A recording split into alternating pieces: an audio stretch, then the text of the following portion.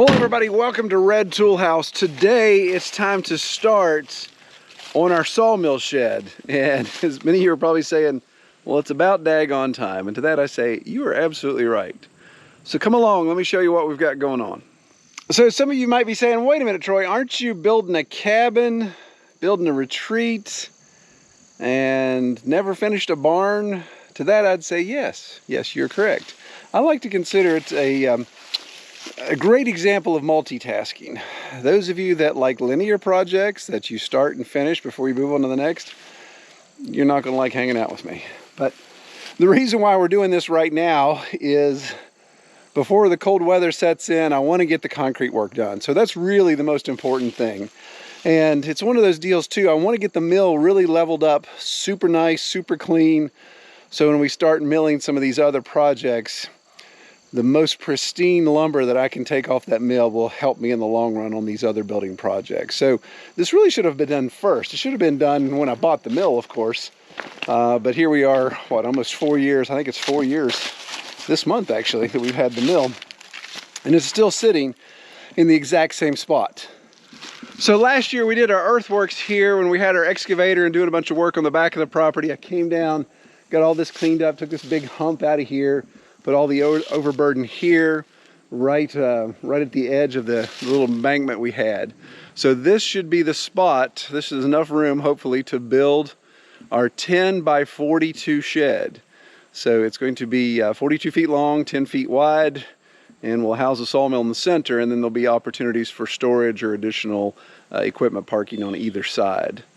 But the first thing I got to do is get this cleared out. I had some stakes driven in a while back, but time and me driving over them have probably hidden most of them. So I got to get this cleared out and just see what we're working with here. So I get the spot opened up first. Man, I wish everything could go that fast. So I got the trailers out of the way. I got the weeds knocked down here, and even found some of my stakes that some of them are still standing. Some of them are knocked over. But the next thing I need to do, of course, we need power and water. We need power to run the cement mixer, because we're going to be mixing all of our own concrete here. So I need power to get here. The workshop is all the way over there, and while there's power there, I could daisy chain together some extension cords, but I may not do that. Probably use my generator or my solar generators. We'll just see what the load is like on the mixer. But water, of course, is key. We've got, interestingly enough, we got the well there, and that well was here before we bought the place 22 years ago. And since we don't live in the garage apartment anymore, I don't use that well. So the above ground pump and all that was shot years ago. So really don't use that well. I do rain catchment off the barn and the workshop, but that's below grade. But we're going to go up here to the Fairwing barn because I do rain catchment there as well. And I think gravity and our pump are going to be our friends here. So we'll just see how this goes. So let's go up and see if we can hook that up. Guess I should probably feed the swine before they all become ill-tempered. I think these two girls are preggo, because they've missed the heat cycle, and I think Dan's done what he needed to do. Merida, however, is not pregnant. She's getting old.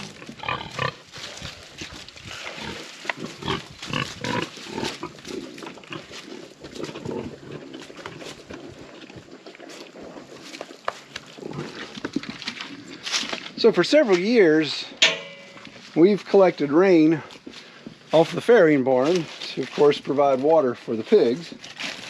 So this tank is still completely full and about to be drained for winter, but still has water in it. So I'm going to hook up our hose adapter here.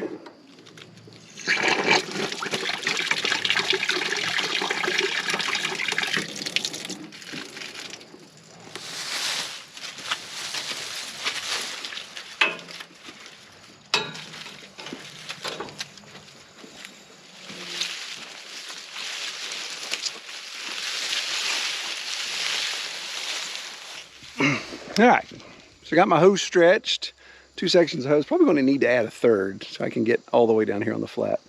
But we got my my sprayer on here. I'm curious to see. We're looking about, I would say about 40 feet in elevation change. The problem is I got to walk all the way back up there and turn the water on to test. This is where I wish pigs had thumbs. But they've been fed. They ignore me anyway if I ask them to turn it on. All right, take a hike.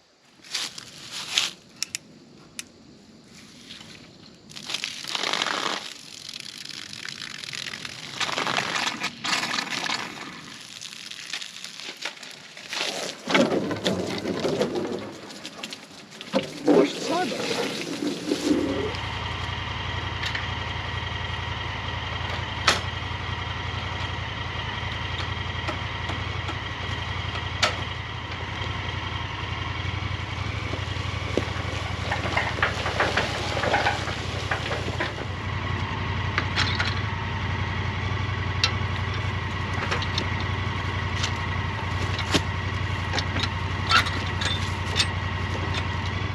All right, some of y'all may be wondering, what did that come over on the Mayflower? Well, yes, this is a Montgomery Ward's, for those of you guys that remember that store. Montgomery Ward's, like it says it right there still, upside down of course. Montgomery Ward's concrete mixer that my dad, I think he bought that when he was building the house that I grew up in. So if that's the case, Mom was pregnant with me when they were doing drywall work. She said I helped them hung drywall by using her belly to press against the wall there. So if that's the case, then this is almost a 50-year-old concrete mixer, cement mixer. And it's been in my barn for a couple years. It hadn't been run. Before I had it up in the farrowing barn. And this is why you don't leave equipment around pigs. Look what these little jerks did.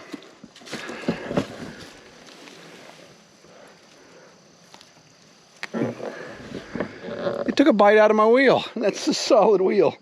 They took a bite out of it. So had it down here in the barn, went to start it up this morning, and it was froze up. You could hear the engine, the motor whine, and so a little bit of WD-40 and a little bit of fine adjustment tool with my hammer, and we got it working. So I'm curious to see what kind of draw this has, to see if any of my solar generators will run it. So I'm going to plug in my 1000-watt Jackery and see how that goes.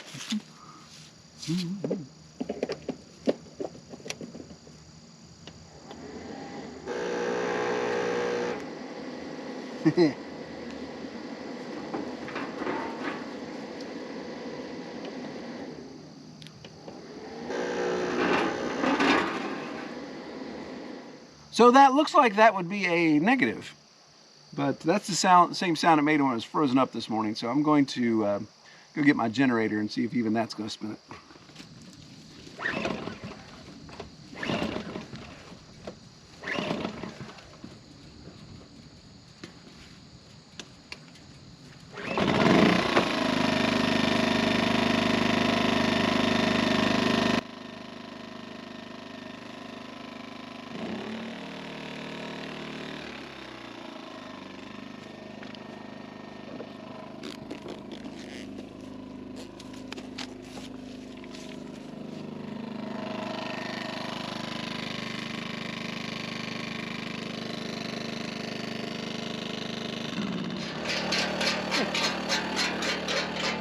I guess that 50-year-old electric engine's got a little bit of drawl to it. So the generator without eco mode will run it, but it don't like it.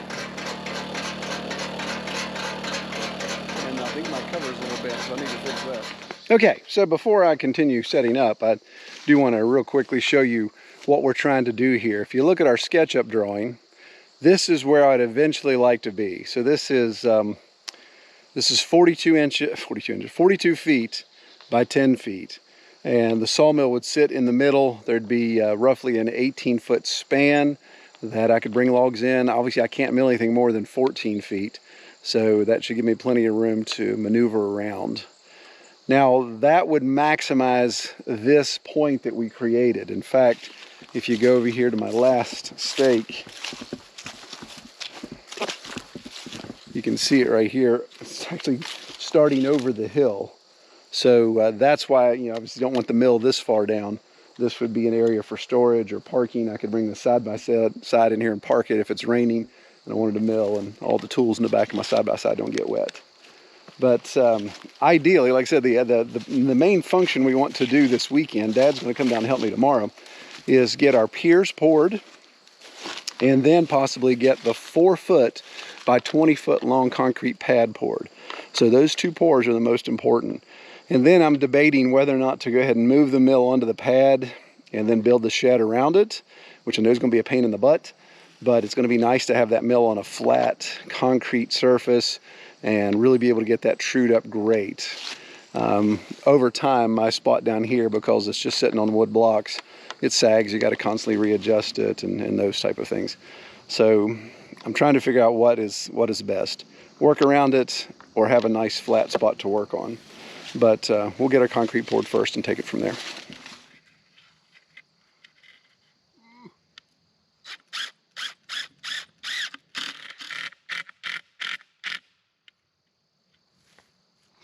All right, I'm getting ready. I'm running out of daylight, but I wanted to show you real quick. So, putting up some batter boards, and when Dad and I did the foundation for the cabin, after that I swore I would never build any other foundation without doing batter boards. I keep telling myself that and never did, but here we go. We're using batter boards, and it's definitely worth the setup time and the material. So I've been going down to the wood pile there and finding some slab pieces that I could rip down, or pieces that I was using for stickers, and be able to drive those in the ground as stakes, and then just take some scrap material. Well, the idea, of course, is get a level string struck this way, our face, that's the most important, and then we'll do a 90-degree string this way, that's level. You can't see it, because that string has kind of gotten funky, but there's a level hanging there. So I'm getting this square nailed down. I want 90 degrees right here. And I want both of these strings to be level, and the reason why is we're going to strike our measurement. You know, if we're going downhill and we want true 42 feet, then that angle, of course, is going to make that 42 and some change. Now, it's going to be negligible, but it's still, if you're going to do it right. So, that's tough for me to say without laughing. So, anyway, so striking the string here level, and we'll get square. We'll get this established, we'll get this 90-degree established, because I think this corner is the most important, and then that'll help us determine where that corner goes, because that'll be the last one to dial in.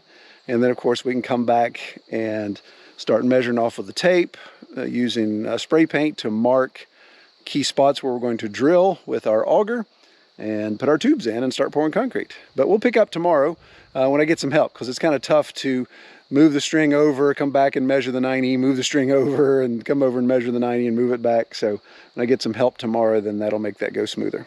Diagonal off of that, if you will, at the bottom of the plumb. So toward the camera, 3 inches. Like that? Yeah, and so put a dot there.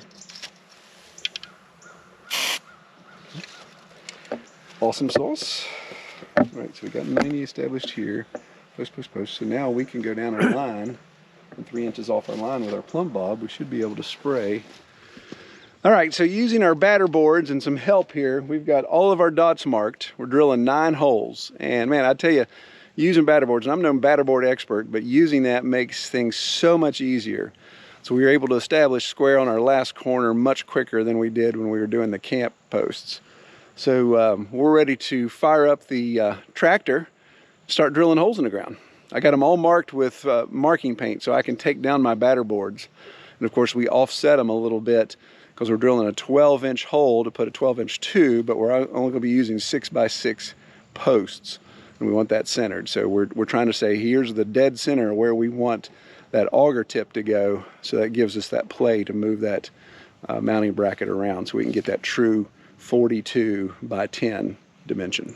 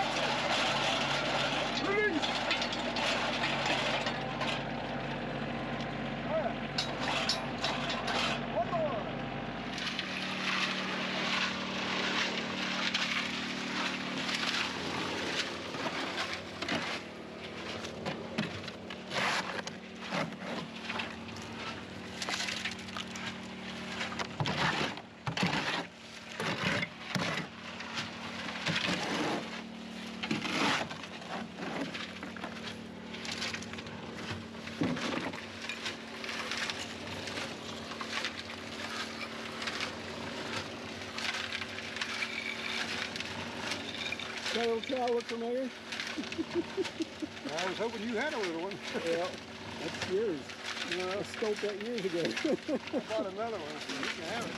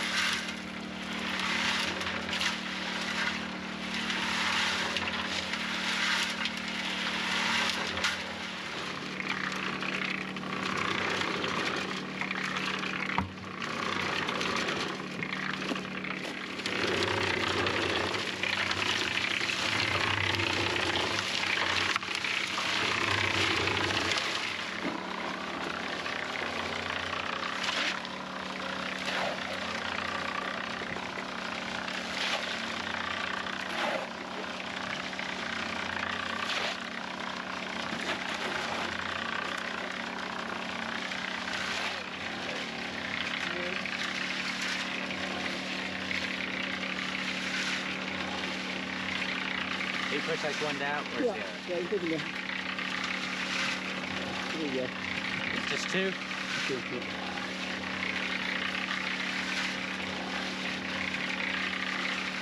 Yeah, you can see that quiver. I'll take some of the air holes out of it. And then take the trowel and go up and down. And you'll push the gravel down, you'll bring the cement up. You're like So, shaking it. down flat. Flat. Trying to Right here. squash it. Oh, I see. No, just, a little easier. Just push it down. Yeah, there you go. A little more pressure. Yeah. And then when you get enough soup on the top, you can start spreading it like icing on a cake. Yeah, so like, see this rock right here sticking up? You want to get those submerged. And like Dad said, you want to get to where you have like this icing on top. And then you can start working it around. So you're kind of shaking it all down. All right, so we got our we got our 9 piers poured. That's piers poured, that's kind of tough to say. Got 9 of them set. Should be plumb, should be square, should be all that. We'll see when we go to build it.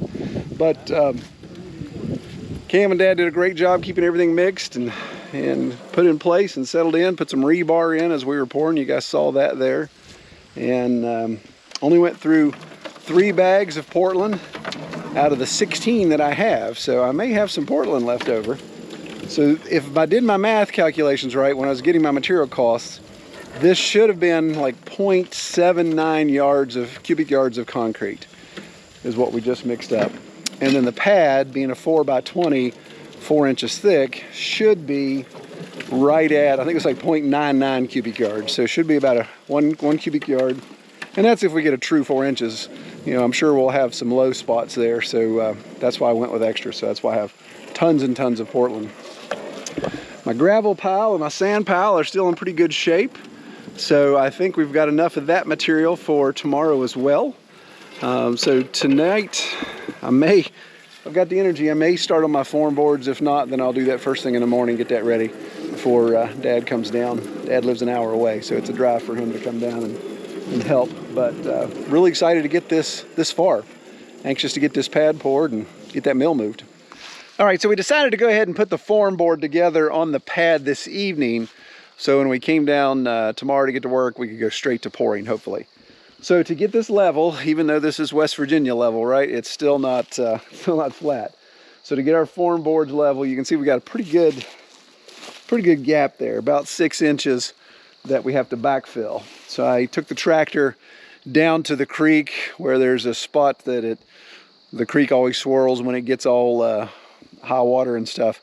So it always puts a big sand and gravel bar deposit there. So I grabbed a lot of that. So this is really sandy, gravelly mix here. We'll spread that out, get all that leveled up. So, you know, we're only want to pour 4 inches. I don't want to waste a ton of concrete in thickness. But these form boards were pine boards that we had just milled. I think I did a video 2 videos ago of that, milling that, and some other posts for a friend. but it's great to use stuff that's just in the way. Cut it up, form boards, and you don't have that expense there. Used our grade stakes to get everything level. So I'm just going to smooth this out here, get it packed down, and then be ready for rebar. Either if I don't run out of daylight, I'll get my rebar set tonight too.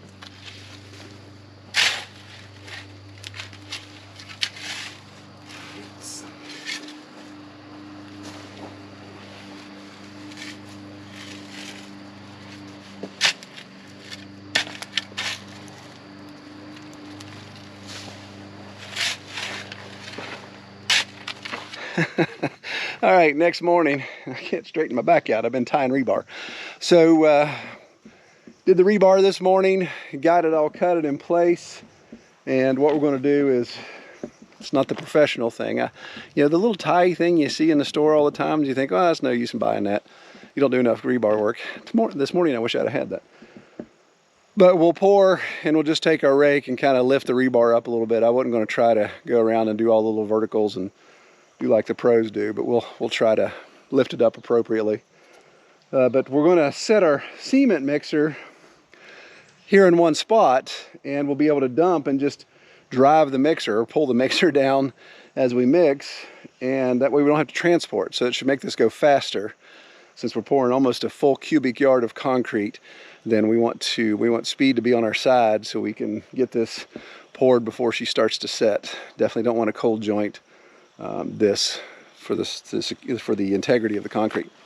But we're going to fire everything up. We got our sand pile, we got our gravel in the bucket, got our Portland here, got the generator ready to go. So let's sling some mud. Oh, and I made a post on social media last night, shared what we did the previous day with our post, and said Sawmill Shed finally is getting a place to stay. And one of you guys, Anthony, commented that if there's no video, it didn't happen. So I agree with you, Anthony. So here you go, man. This is proof of life, proof of structure here.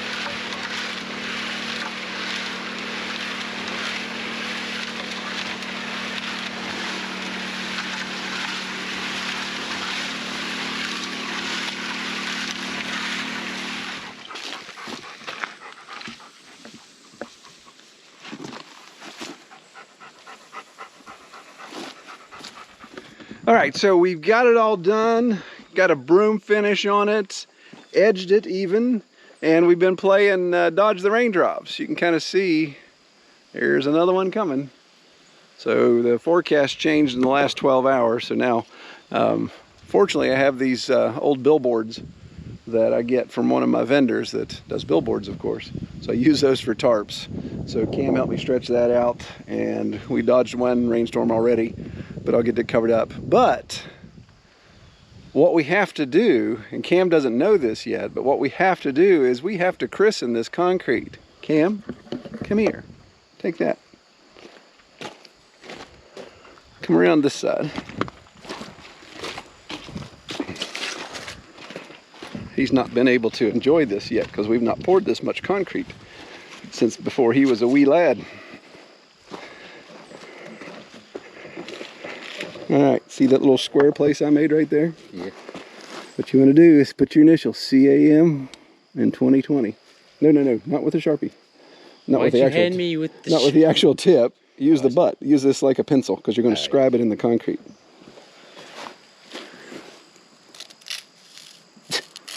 Not like you're drunk. Yeah, that's right.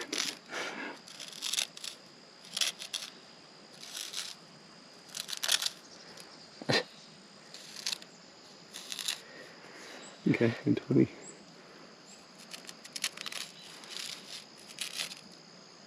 20. You just hit 22. Well, that's that. 20, 22.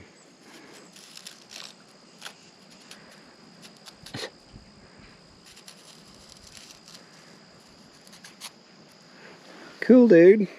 All right, here that.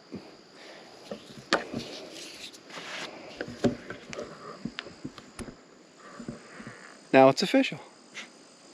We've done this, I think I've showed on the channel years and years ago, but when we poured the driveway for the house 20 years ago. Yeah, because Liam's 20, right? Mm-hmm. Yeah. And we have his little footy prints. We put his footprint right at the end of the driveway when we did it. It was pretty cool. And I don't think we had a concrete for you because you weren't born yet. So I don't think we had any open concrete since then, that size. I think so 20 years later, we let Cameron put his print. So. Well, all right. I wanted to do a cost assessment, but it's really not going to be accurate because I spent just under $500 in Portland, in the concrete tubes, and rebar. I was trying to think of what else I bought just recently. But the sand and gravel I had already from last year, so that was 2 tons of each. So that was probably $40, $50 each for those. But I have 7 bags of Portland out of the 16 that I bought, so I grossly miscalculated something. So I'm going to take those back, get my money back, and at $16 and some change a bag, that's substantial. So that cuts into that cost. So I would say, all in all, being able to pour a 4x20 and 9 piers like that, you'd be around $500 right now at current prices. So. Well, we're anxious for that to cure. The rain has held off for a bit, so the concrete is firm enough now that if it rains tonight, I'm good with that. It's not going to be a big deal. Actually, it will help slow down the cure, which in my understanding is makes that even harder concrete. And then again, the big debate is, do I move the mill now so I can have it nice and flat and level and really get some good beams out of that as I start milling my posts, or do I leave it where it is and erect the shed without the mill in the way? Still figuring that one out. Comment below and let me know what you guys think. Well, I appreciate everybody watching. Y'all take care.